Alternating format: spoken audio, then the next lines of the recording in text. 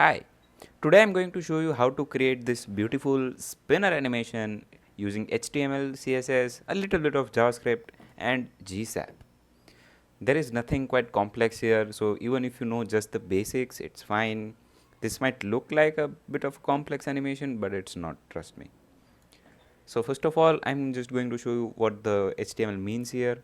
So what I've done to make this animation with different colors is make a bunch of SVGs. Each SVG is a circle and they all sit on top of each other. So first we have red, then orange, then yellow, etc.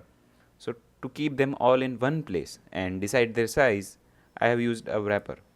And if you just want to see, so now you can see the red border here. It's essentially the wrapper which decides the height and width of the spinner. Then we have the standard SVG code for a circle. I have defined the spinner class for the SVG, the view box, the stroke color and a class.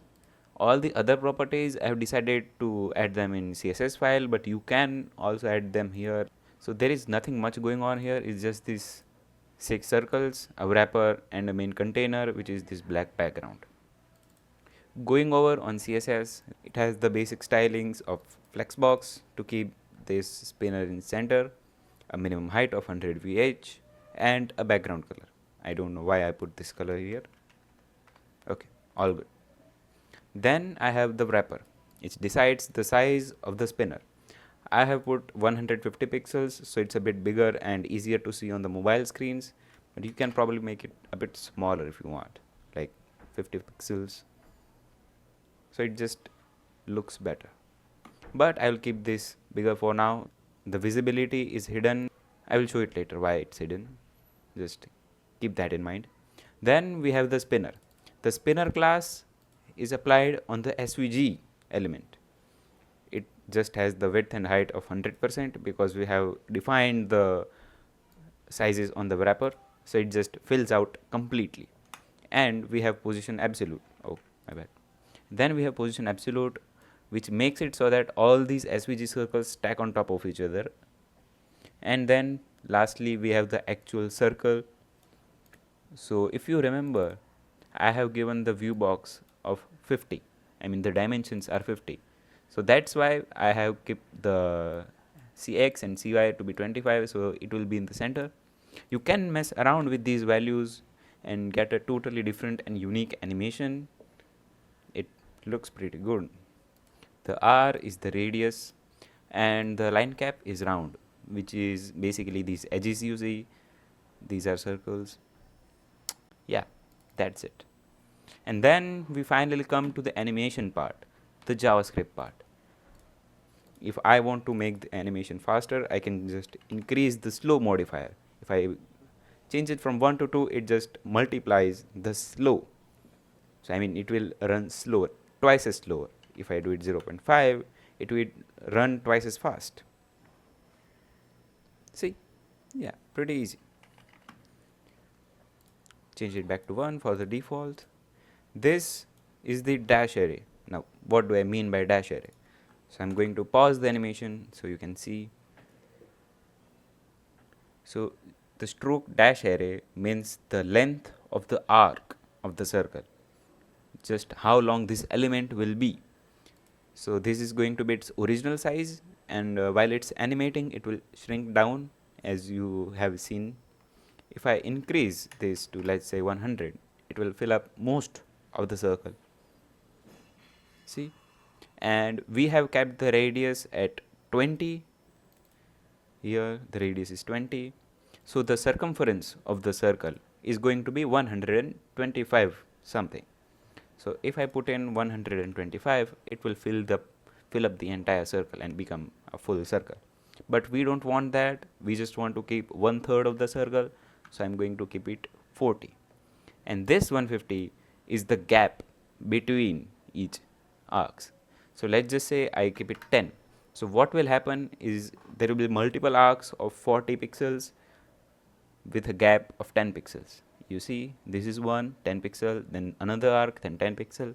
So ideally you want the gap to be more than the actual circumference of the circle. so you never run into the issues where you have multiple arcs which might break the animation.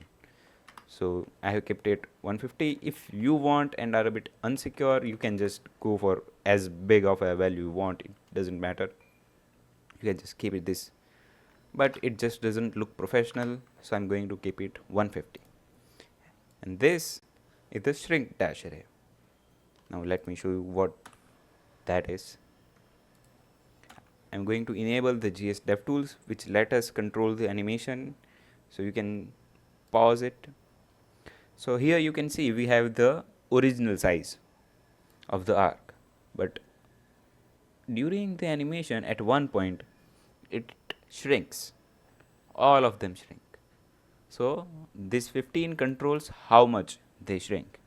If you see all, wait a minute, yeah, it is a bit too small, so I'm going to increase it a bit.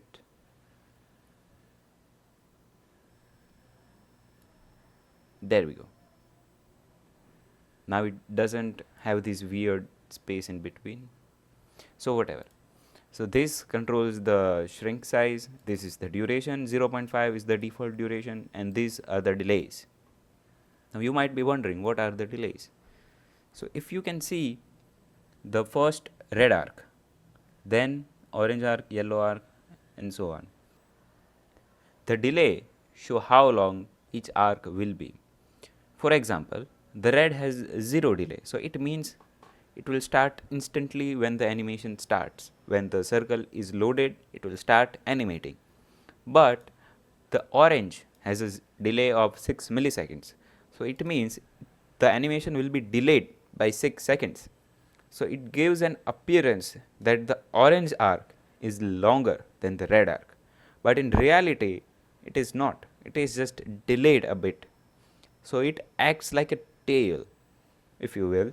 So whenever the red spins, the orange spins just a little bit later. So it just acts like a tail. So for example, the red slows down, orange also slows down, then red changes direction. But the orange is still going forward. Why? Because it is delayed a bit. 6 milliseconds to be exact. You can change it however you want, but just make sure it isn't too much or too little. For example, this is 6 milliseconds. I can do it 10 milliseconds and it will increase the length of the orange arc because it is delayed by 4 milliseconds extra. So it has more time between each animation. But we are going to just put it back to 6 milliseconds. And notice how these subsequent animations have equal gap. Like 6 milliseconds here, 6 milliseconds here, it becomes 12 milliseconds, 6 milliseconds here, it becomes 18. Then these two have a gap of 4 milliseconds. Why? Because they are sort of a tail. You want them to be a bit smaller than the other arcs. So the red is the biggest, orange, yellow and green are sort of the same medium size, and the last two are small because they are sort of a tail. Then we have the actual animation. We set the stroke dash array, original dash array, the original size of this arc here. I don't want to do this in CSS because the properties you want to change, you want to keep them all together. If I wanted to change the colors, I will keep them here. I will not define them in the HTML file. If I want to change the thickness during the animation, I will change them in the JS file only. I will not keep them in CSS file. Why? Because it will prevent confusion for later. Let's say you want to change some properties later on and you find out that you have set properties multiple places. Now you can't go around changing things everywhere. So you want everything at one place. It sort of fades in. This time you see this delay where there is no animation. It just means that our code is being loaded, everything is running, the logic is running, and when it is ready, it is fading into our vision. That's why I have kept the visibility as hidden. So until our animation is ready to run, it will be invisible. If I remove this, you would be wondering what is the need. We can just remove it, right? So there you go. First there was a full purple circle for some reason, then we have this red arc which is not animating for some reason because it is not yet loaded. And once it loads, it starts spinning. But we don't want users to see this, right? By doing this, you can sort of hide the processing time and it will fade into view when it's ready. So here is the actual animation. The best part, first we set the delay. As I explained earlier, you want no delay on the red part because you want to begin animating as soon as it's ready. Then the orange one will delay a bit, then yellow one even more, then the green one even more. So we have sort of this tail effect. If you see how all of these elements behave like a tail for the red arc. So you can do this by delaying their animation. Now this spins the red arc 2 times. If you see here, the original position of the arc begins here. You can't see it, but this completed one spin. The original position of the arc is this. So it completed one time, then it will spin another time. So now the first part of the animation is done. Then we come to the second part. Third small spin while shrinking the arc. On the third spin, it will start to shrink. If you can see here, it will shrink, shrink, shrink, shrink, and shrink. That was the third part. And you see the red arc started spinning in the reverse direction. So now we have a reverse spin. I have just divided the duration by 2, so it just spins faster. Then we have the final spin, where it will start elongating and spin for one last time. So if you can see, it goes back to its resting position, then starts elongating and then spins for one last time.